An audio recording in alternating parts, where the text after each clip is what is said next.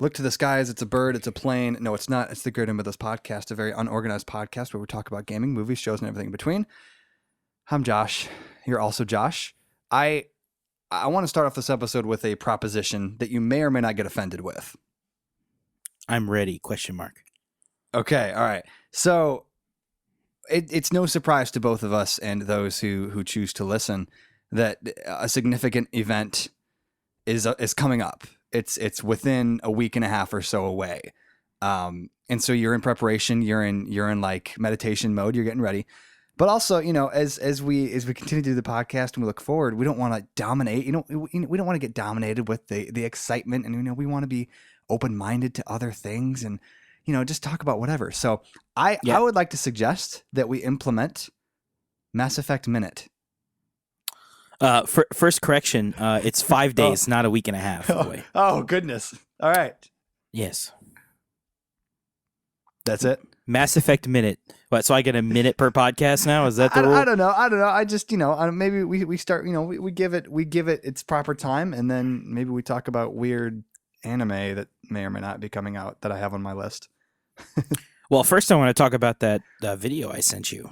You did. How about this? How about you preface what you sent me, because I am only partially aware of what I watched, but why don't you go ahead and just go through your thought process there? So speaking of Mass Effect, it was a Mass Effect clip. All right, the timer has started.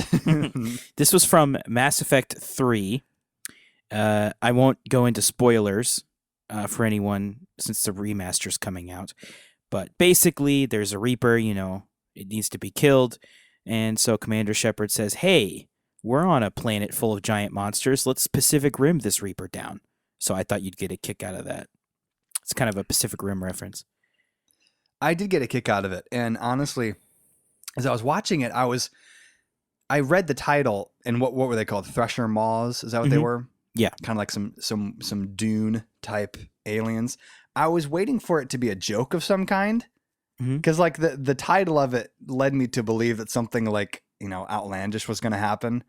And it never did. They just, two monsters fought each other, very Pacific Rim-ish. And no one died, and they continued on their mission. So very, very interesting. Yeah, it's just one of the cool cinematics from the third game. I just wanted you to see that because it's one of my favorite parts. I had a good time. I hope my reaction was everything you hoped and dreamed. Yeah, I thought you'd get a kick out of it. It's pretty entertaining. If nothing less, I did get a kick out of it. So, yeah, I'm not going to talk too much about Mass Effect. I'm sure I'm going to have a whole lot to say on our next episode. So, Lord, yeah. Because it's when it comes out. But I will say that it's a little over 5 days because it comes out on midnight of next Friday. So, it's technically 1 day less than we thought. So, it's 5 days and a couple hours away till I'm going to be spending all that next weekend playing it. And it's exciting. You've got plans. So I did find out something about it. So it's not all just hype. There's some news. There's actually one DLC not going to be included from the first game. It's not story related at all. It's a very minor story where you just fight in like arena style matches against enemies that they took out because it was actually made by a separate studio that made it, because during the time BioWare was making their second game, Mass Effect 2. So they had a separate company make the final DLC for the first game. So it's a bit different, and they didn't have all the original code, so it's not going to be in there. But it's not major, though there was some people complaining about it, which I get. But in other news, and I won't spoil this for you, but I watched the first episode of Bad Batch. Yes. When you mentioned that prior to us hopping on, I literally was thinking this morning. I wasn't thinking, it was more of a revelation. I was like, oh yeah, that's a show that's now available to me. And I think it slipped through my grasp a little bit, only because it wasn't at the top of my radar over the past couple months as far as leading up to it. But without spoilers, are you enjoying it? Have you watched both episodes, just the one? Just the first one. I'm going to watch the second one after this. It's really, really good. I mean, the production quality is like leagues better, because it's the same animation style as Clone Wars, right? It's the same development, and the references to the Clone Wars and the theme and the characters, it was really, really good. And the production's even better than the Clone Wars. Great. It's great news. It I is. did look it up on Rotten Tomatoes for some reason about 30 minutes ago, and I'm pretty sure that both scores were like above 92% It's so for the first good. two episodes. It's so well done, and it's got everything. And so it's set because I didn't know this was going to be the case, and you probably already know this. The time period is right at the Revenge of the Sith, like at the end of Revenge of the Sith. Like they even mention Obi-Wan Order is 66, right? right. Yeah, like that's literally the first part of the first episode. So that's Spoilers. well, that everyone knew that was what it was going to be, but Oh, it's so that's the setting. So it's Clone Wars, but it's also not Clone Wars, and I won't go into any further detail than that. But the characters are all really good. The animation quality is even better than Clone Wars, I thought. I mean, it's still the same style. They're unique, cartoony looking animation, which is really cool. yes. So yeah, Good. you should definitely watch it. You'll like it. I look forward to it. I really am. Really quick, as we're on the Star Wars train, I read on Comixology this week hang on. It's I can't remember if we talked about it in weeks past, but they have the new quote unquote canon of Star Wars stuff coming out, the High Republic. Do you remember? High Republic, is that like before, or is that So the High Republic in a nutshell takes place like way before Phantom Menace and all that. Let me bring it up real quick because I found it really interesting. I'm surprised they don't so just call it Old Republic, because isn't that No. This is the High Republic. The High, not So is just this- go with it. Just go with it. I'll have to look Yeah. this up. Yeah, let me bring it up because I was going to say there's a timeline included, and I thought it was interesting because it includes Mandalorian and everything too. Hang on, And so it's after Old Republic, but before Phantom Menace. hang on. Too many things happening. Hang on. All right, so yeah, issue 1. This is the one I read. Shut up! Don't laugh at me. Because crap. I'm Hang on. I'm curious as to where this actually falls in line, and why would they wouldn't just call it Old Republic, because that was also New way- IP. Yeah, I was just going to say new IPs. I was just going to be a turd. Hang on, sorry. This is taking longer than I anticipated. or is this just what they're calling the Old Republic now, because it's now the new canon? This is the High Republic. This is the official title. I've never heard that term before, so this is something new they made up. Yeah, it is new because, like I was gonna say, that there are book series, there's comic series, there's like a children's series. I messed it up, so I can't freaking bring it up now. So I'm a loser and a fraud. But anyway, it's before Phantom Menace, like before all the Skywalker saga. Yoda's Okay. in there. I found it. The High Republic. You should have just looked it up. The High Republic era was a period of time that lasted for around 200 years, between approximately 300 blah blah blah, in which the Galactic Republic was said to be at its height. So it's definitely after the Old Republic, but it's before Phantom Menace. It's the period where Yoda's younger. And I stand corrected. well, you said Yoda was in there. I did say Yoda's in there. I thought it was. Yeah, I don't know. There's too much Star Wars going on. No, but that's really cool because that's kind of when the Jedi were at the peak of their power. This was before the Separatists. This was before all of that, the Clone Wars. There were no Sith, though. I don't know. It's going to be interesting because when there's no war and there's no Separatists and there's no Sith, where's the tension? So I guess they there's come tension. up. I'm sure there's some kind of a villain. There's always tension, sweetheart.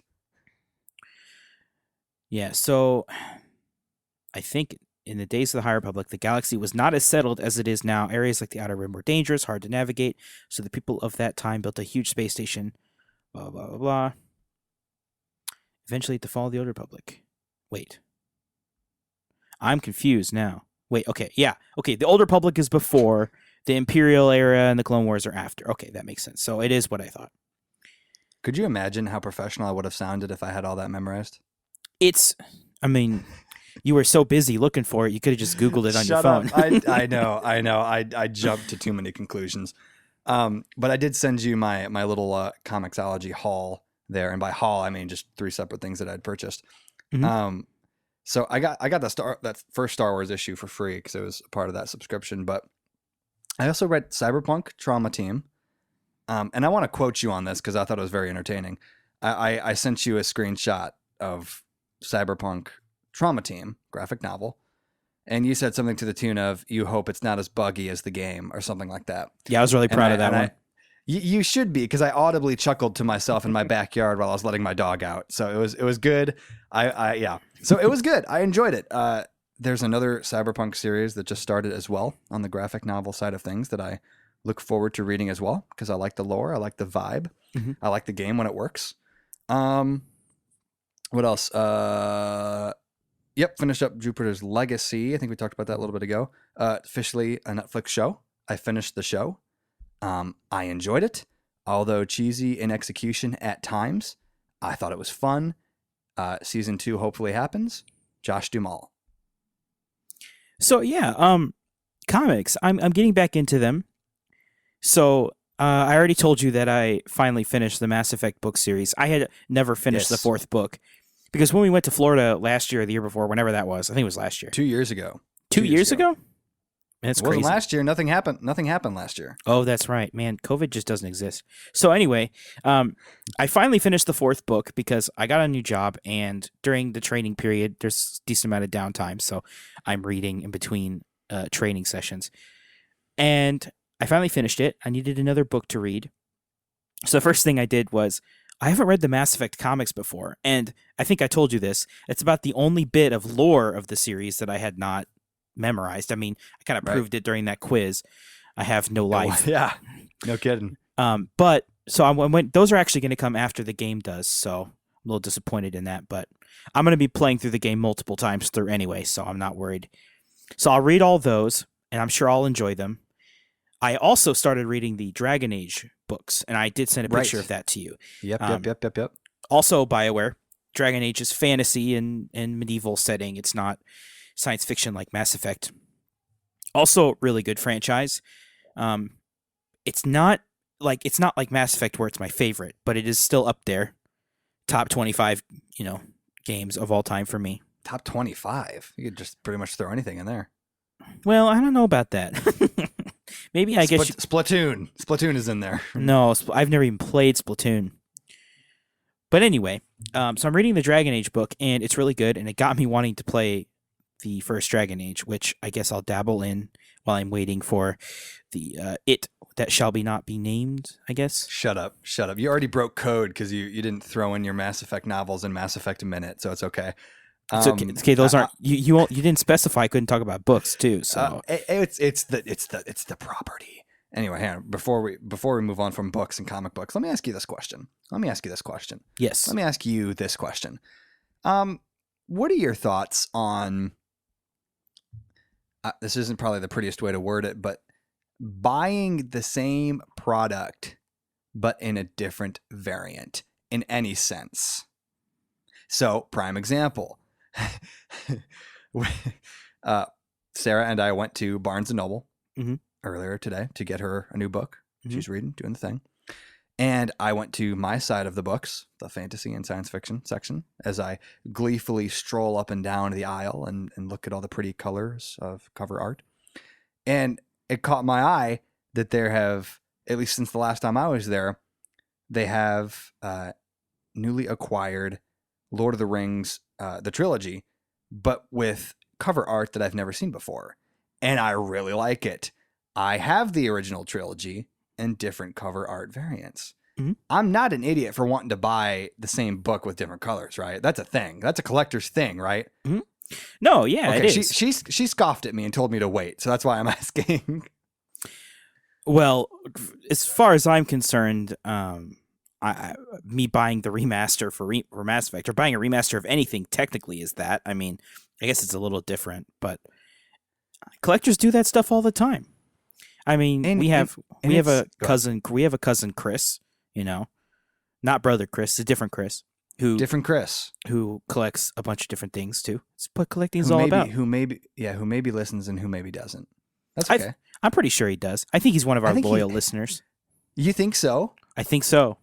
Okay, I thought that might have been true for the first 2 or 3, but then I think he might have found something.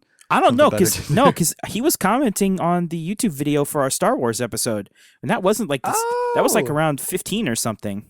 Oh my gosh. Well, let's hope so. Okay. Cousin Chris, glad you're here. What do you think about Lord of the Rings? Buy more books or no? You continue though. Go ahead. I don't think there's any problem with buying Lord of the Rings books because That it's a great that warms my heart. franchise. It's a I don't want to say perfect because there's nothing that's perfect, but Lord of the Rings is as close as books have ever gotten to it. And I don't think that's a hot take. I think that's a pretty normal take. Wouldn't you agree? Um, yes, but also, and I know he doesn't. I don't think he listens. So you know who you are. If for some godforsaken reason you're listening to this. I have a friend who I'm close with, who more or less says that the Lord of the Rings was the largest waste of 9 hours of his life, and the movies specifically. And he had his reasons, and everyone is entitled to their own reasons. It broke my heart. I'm praying for him, and I hope for the best. And we can leave it there. He definitely needs some prayer. That's what I'm saying.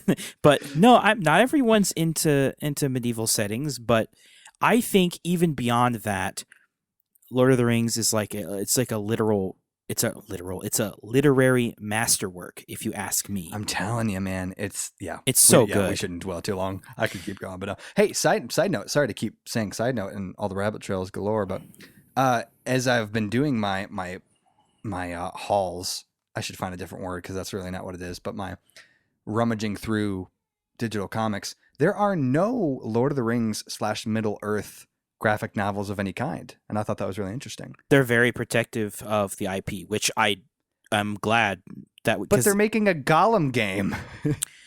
That is a little different. I think the game rights pass around a lot. I mean, it's kind of the same thing with like how Marvel lost Spider-Man to Fox, right? How stuff just happens, and I believe it was background Sony? deals.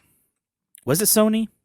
Pretty sure it's Sony. I don't know. Whoever ruined Spider-Man for the first like 3 decades, whatever the case. Though I will say though that with Lord of the Rings games, even the odd ones are still pretty fun. So they still, but at the same time, the difference between like a comic book, a game is one thing because it's a different medium entirely, but comic book is still reading, and so I'm guessing from their point of view, they don't want the Lord of the Rings IP and world to be put onto graphic novel because not everyone respects it the same way.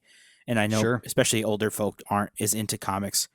To them, it's not as good as a book. Like, people in the literary world look down on comics. I've seen that before, which I don't agree with. But why is that? Why is that in a nutshell? Do you think that's just because it's they might think that it's dumbed down because of colors and I don't know, drawings and things like that? Or what are your thoughts on that? Probably. I would imagine that's part of it.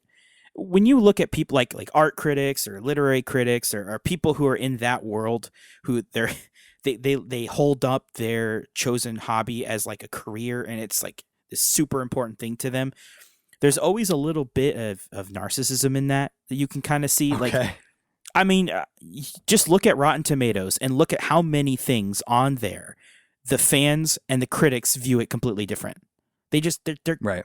They don't look at something for its entertainment value, its enjoyment, for how good it's crafted. It's all about the art of it, and I think it's a distorted view of what art is, I think. But interesting. I'm no expert, but from what I've seen of it, Lord of the Rings to a literary person is a masterwork, because it is. I mean, I'm not disagreeing there. It's amazingly written, and the fact that he wrote it at such a young age is incredible. Dude was a genius. But then graphic novels, originally they were designed for kids, which is not all. There's definitely adult comics now, so they're not all for kids anymore. But that was what they started. I have Witcher graphic novels that show male body parts. Yeah, they're not all for kids. Not just anymore. male, by the way. Not just male body parts. Yeah. I just thought I'd throw that in there. So I mean, it's like any medium that starts out as a kids medium that eventually grows. Like gaming. Gaming was just for kids originally. It was marketed for that. Not that it was made for kids, but it was marketed towards them at first. And so for a long time, people kept thinking it was a toy, which gaming's just a hobby like anything else. And that's kind of what graphic novels started as. But they grew and they adapted, and they're not all for kids anymore. Like you said, there are some comics that kids should not be viewing because of certain things. Some games kids should not be playing. And it's what it is. I mean, there was a time when rock music was seen as this thing that rebellious kids listened to. That devil music, And Zeppelin. and this might make you, this is a crazy thought. Those same kids who were the rebellious teenagers listening to rock music are in their 60s and 70s now. So just let that sink Right. in. And they're listening to Led Zeppelin all day long. Yeah, and no one's judging them for it because that Led Zeppelin's awesome. Well, I am. But anyway, no Lord of the Rings graphic novels, but also I did see that they're putting out newer Witcher graphic novels. So I'm investing there. So well, new Geralt Witcher lives season. on. So, of course, new Witcher season. We might see Yes. CD Projekt Red go back to Witcher 4 since they're like, when they took a step out, it didn't work. So let's go back to what we know and make. Do you think they'll do that? Why would they not make Witcher 4? With books and comics and TV shows popping, why would they not make a game? Because didn't they say that 3 was the last one? Or am I just making that up? Things change. Well, okay. You know, when Pandemic went out of business, they said Battlefront 3 was never going to come out. And they were right. We got Battlefront 1 all over again, and it was terrible. Yeah, it was the Nostradamus effect or whatever that is. I don't know. That might not be the right one. But That's funny. Speaking of Battlefront 1 and 2, I want DICE to do the graphical work on a Star Wars game, but then do nothing else with it and have a different studio do the gameplay. Wouldn't that be awesome if you could have something like the old Battlefront devs come back, or at least people who know what we wanted out of a Battlefront game, make it, and then just have DICE make the graphics for it? Because the sound design too, I forgot about that, and the visuals for Battlefront 2 were incredible. It was the best Star Wars experience I think I've ever had for like the first 30 minutes. And then I got into multiplayer and I realized DICE should never do anything besides Battlefield. But it was still cool looking, and it was still amazing, like an amazing experience to play for a short time. It's interesting thinking or looking back on when the Battlefront, that's not remake, reboot, so to speak. What was that? Was that 2015, 14? Something around there. When that was brewing and coming to the head of release, I remember one of the biggest punchlines, for lack of better words, was that, oh, it's Battlefield but Star Wars. It's basically what it is. Oh, I was just going to say, based on what you just said, would you agree or disagree with that statement? Because you just said that DICE should stick with Battlefield and not much more. That's the thing, is as a Star Wars Battlefield game, they're both very fun. I enjoyed them.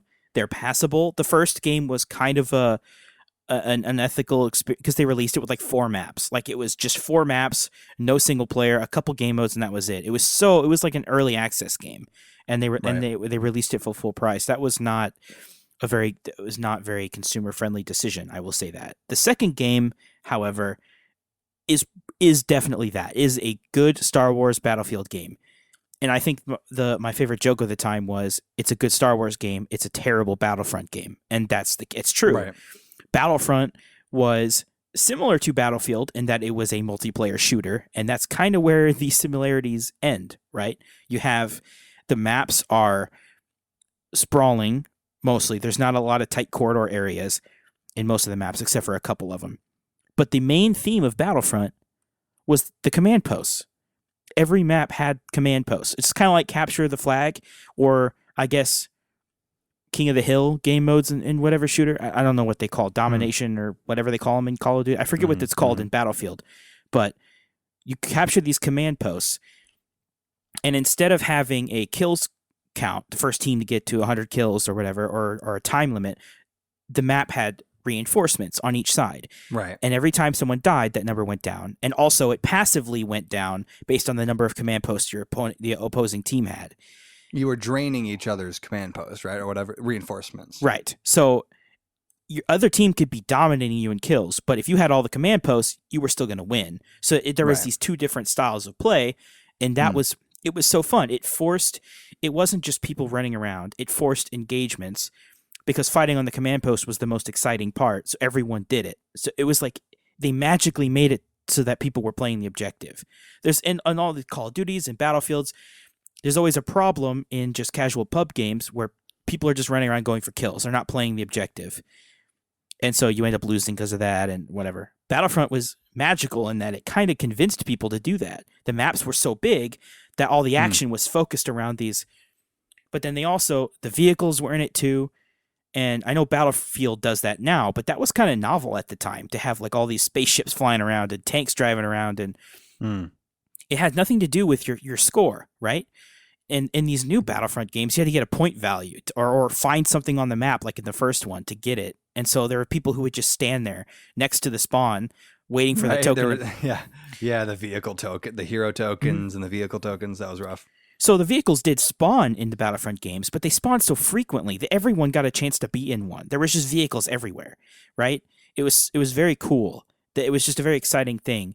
And they weren't overpowered like Battlefield tanks. They could be taken down pretty quickly. If you had a guy with a rocket launcher, he could just a couple hits and he's taking a tank out. It's very balanced. And that's good. I'm not sure if I may hop in super quick. I've been sending you not a copious amount, a few memes the past couple days in regards to Battlefield specifically, and the lack of Battlefield 6 reveal that we have currently. So I'm not sure if you saw this.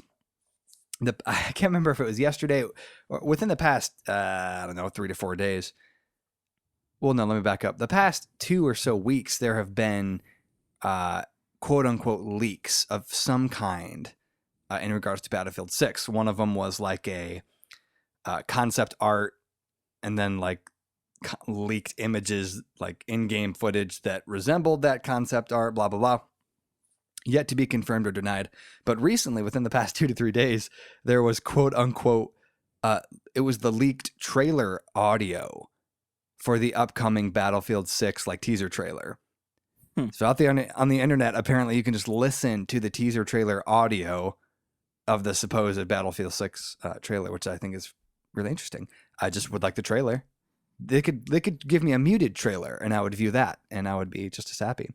Well, you could just view the muted trailer and play the sound of the trailer at the same time and have the real trailer. I'll listen to the Black Keys and watch a muted trailer. I think that will be just as fine. No, Battlefield 6 could be it's coming. We know that for sure. Oh, it's coming, bub. DICE is just not. I mean, EA is not going to release a Battlefield game. It's just not going to release one. It's guaranteed that they will. It's their big moneymaker. So yeah, Battlefield games are always fun. I've always enjoyed them. I've never like hardcore played them because, as you know, I'm not a huge shooter player, FPS player. But I've always dabbled in them. They can be more enjoyable than Call of Duty at parts, and then in some cases they can be less enjoyable, where you're spawning and dying, spawning and dying, spawning and dying to a tank or something.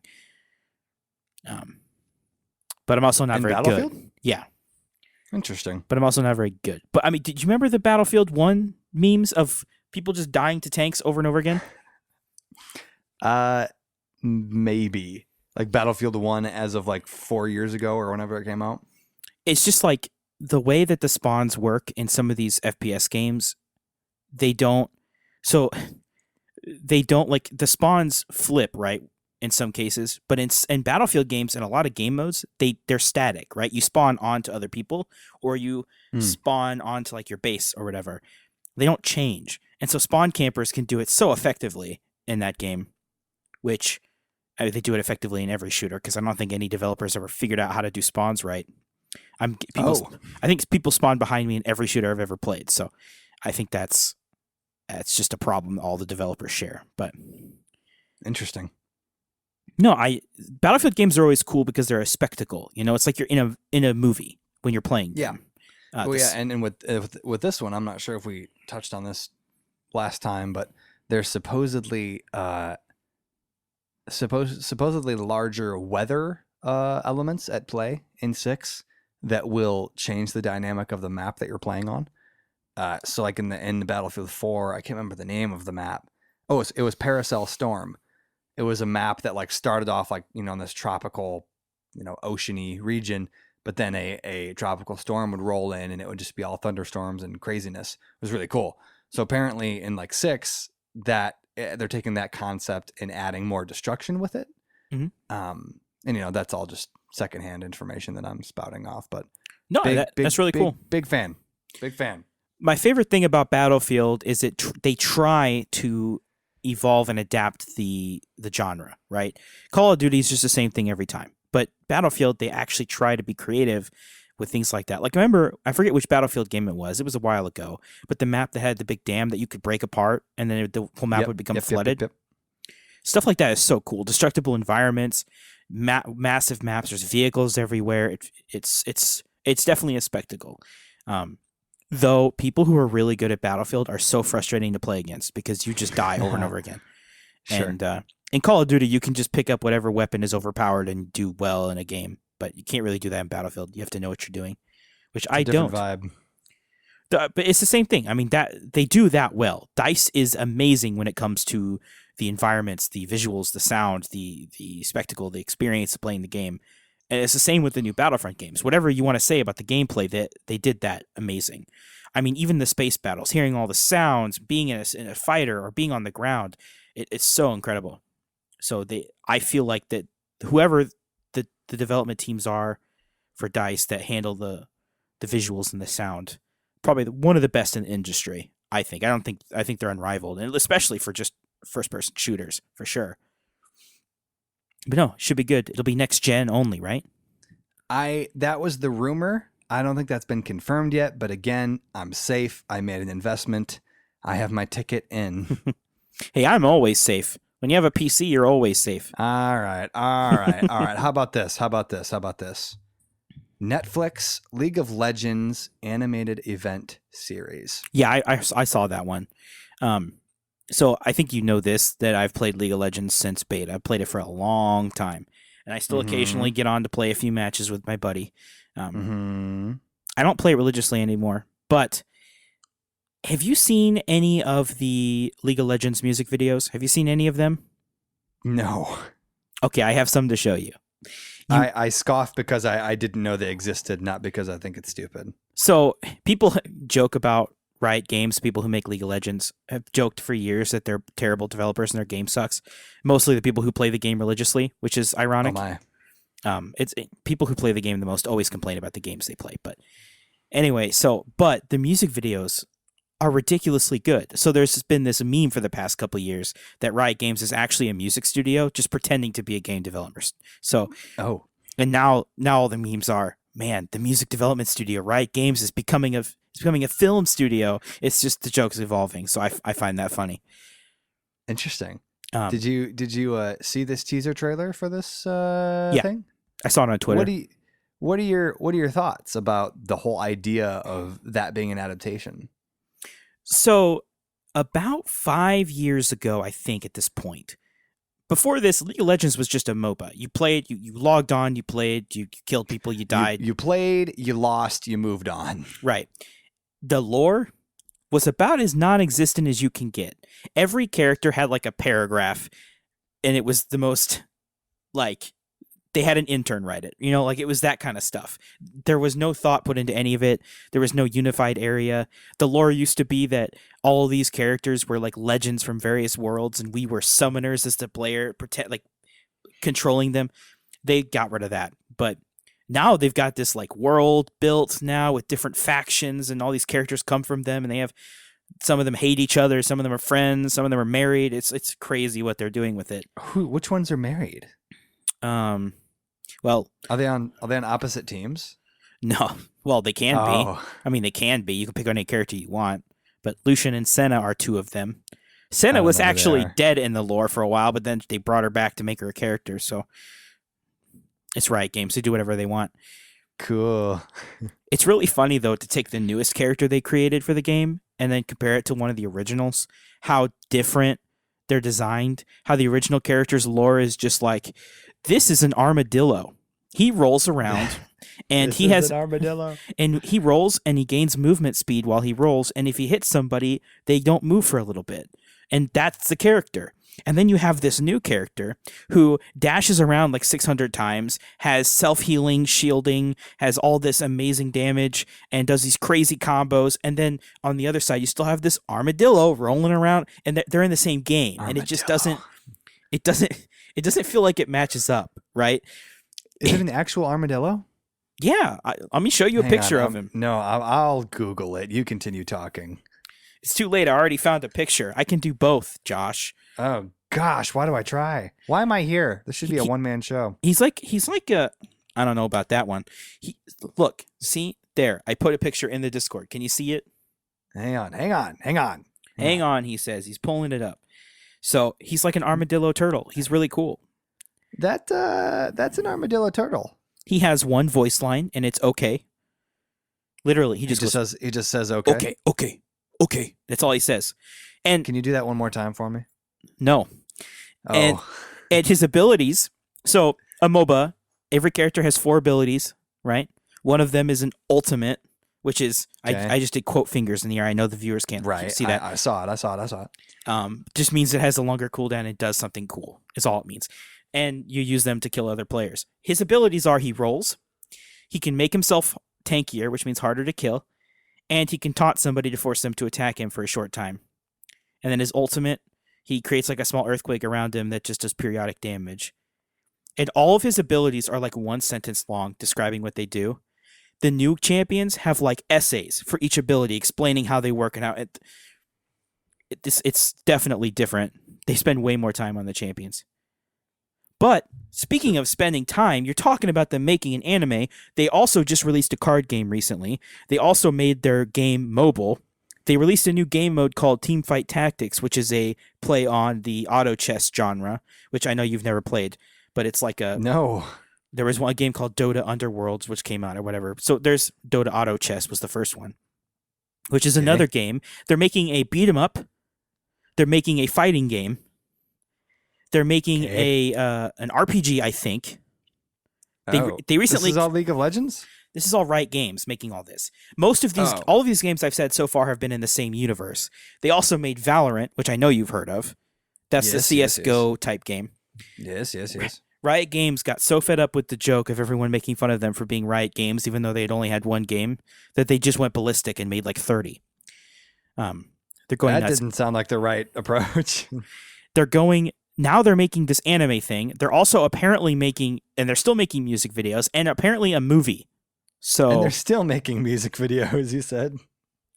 So I mean, it's ridiculous. I don't know how they're doing all of this. This kind of happened with Blizzard, the people who made World of Warcraft. They made Overwatch. They made so they made Overwatch, a shooter. They already had World of Warcraft and MMO. They made a card game, Hearthstone. They have Diablo, which was a RPG, top-down button mash RPG. They made StarCraft, an RTS, and they've been making RTS games, but they just keep going. They just keep making more games. Different genres. They just want to dominate every single genre, and it seems like Riot Games is trying to get in on that action as well. They're just going to touch every genre. Not to. I get with their IP as big as it is. League of Legends, despite all of this, League of Legends is still like consistently in the top 10 streamed games, always, with a consistent fan base. I'm not the only one who's been playing this game for 10, 11 years now. But the game is... It's too many years. Sorry. I mean, yeah, like I said, it's like a Call of Duty. You load it up, you play a 30-minute match, you turn it off, you go do something else. It's not like a game that requires hours of your attention. It's one of those multiplayer games where you just boot it up for a short time. And it's addictingly fun in that because there's so many different characters, every match is different. You're gonna be facing 5 champions. There's 5 champions on your team. They all have 4 different abilities, and so and I've gotten quite decent at it playing it for 11 years. You're bound to get decent at anything you do for 11 years. But you know what? That was a bold statement, but I want to agree with you. If you 11 years, I would hope you would improve in some way. You're going to improve in some way. You're not going to be as bad as you were when you started. That's a good take, I think. We'll just say that. I think that's a very encouraging thing to say. Go ahead. If you do something for 11 years, you won't be as bad as when you started. It's about as lame of a encouragement as can be. Better than nothing, I guess. I have one thing that I thought we would do for funsies before we close up. But do you have anything else? Anything else you're gonna slap me with? No, I don't. Did you exhaust your list there? I mean, you are calling it an anime, so it's a little tilting that you're calling it an. Did I call it an anime? Yeah. No, I said in the spirit of animes or something. It's an animated series. No, that's what I copied that headline from the interwebs. Those were not my words. Are we gonna have to do an episode on the difference between animation and anime, Josh? I think we are. I'm not going to be present. All right, no. All right.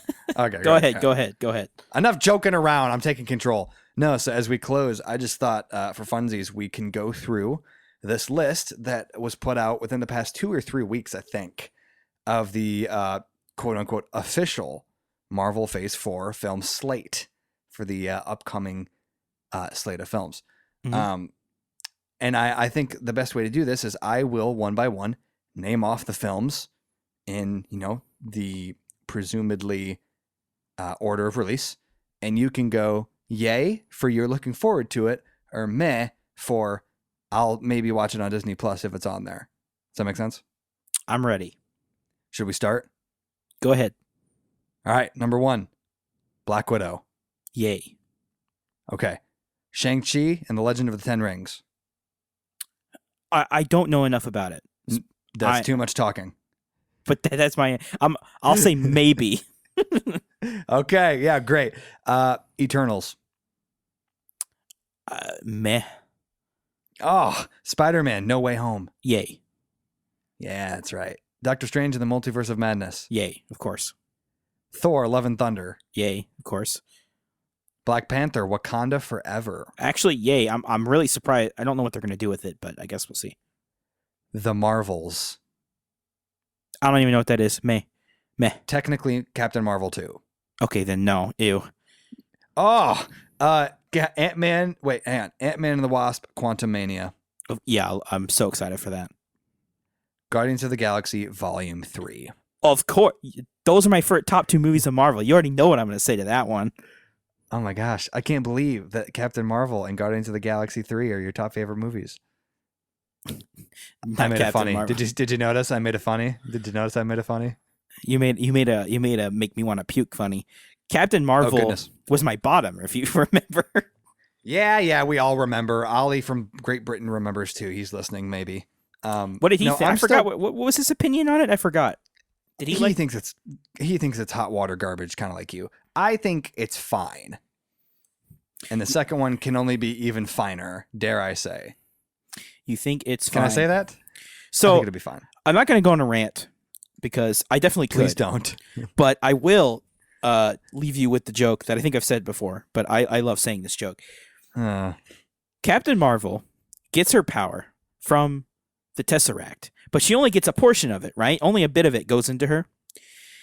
She's able to be the most powerful character when Vision, who is an entire stone, is weaker than a dude with a spear. Joke over. Well, as the crowd calms down from their laughing fit, allow me to wrap us up by me sharing my 3 most favorited looking forward to films out of that slate. Go ahead. I'm ready. Thank you. Now I have to think about it. Black Widow. I'm really excited about Black Widow, but she's dead. Spoiler. And also that was supposed to come out a year ago. Looking forward to Shang-Chi. He goes, "Hia," and punches people real good. Looking forward to Eternals. They're kind of like the space gods type thing. Spider-Man's a classic. Love Doctor Strange. Love Thor. Looking forward to Wakanda. Captain Marvel. It should be fine. Love Paul Rudd. Guardians 3. I'm going to go in no specific order. My 3 most favorited looking forward to films out of this slate. Number 1, Doctor Strange and the Multiverse of Madness. No applause? You're not going to clap for me? I mean, I want to see it too. You already heard my reaction. Number 2, I feel like Spider-Man is too easy. I'm gonna leave Spider-Man out for this because leave Spider-Man out. No, because of course you I'm looking get forward out. to seeing. Of course, shut up. Of course I'm looking forward to seeing Spider-Man. I'm not gonna include it though. Doctor Strange, Ant-Man Quantumania. I mean, what a dope title. Ant-Man movies are always a good time. They always are. I know. So I'm gonna go with that. I'm gonna throw in again. I feel like Thor is an easy answer too. It's a toss-up between Shang-Chi and Eternals. So I just looked up Eternals. I was thinking of something else. It does look good. I like sci-fi. Yep. Let's just hope it's good. I'm gonna go with Eternals. I read a comic run of the Eternals within the past year. I can't remember which one it was. It was really good. I like the vibe. I mean, the universe is only expanding and getting weirder and awesomer. So yeah, I'm gonna go with Doctor Strange, Ant-Man, and Eternals. And with that, I think I've said my piece. Mass Effect in 5 days. I broke your rule again. Okay, this has been the Greater Mythos podcast, where we talk about Mass Effect and sometimes other things. You can find us on Facebook and Twitter. Hey, leave a review or like stars or whatever you want to do on the iTunes, on the Spotify's, on the Googles. We're here. We like to talk And play Mass Effect.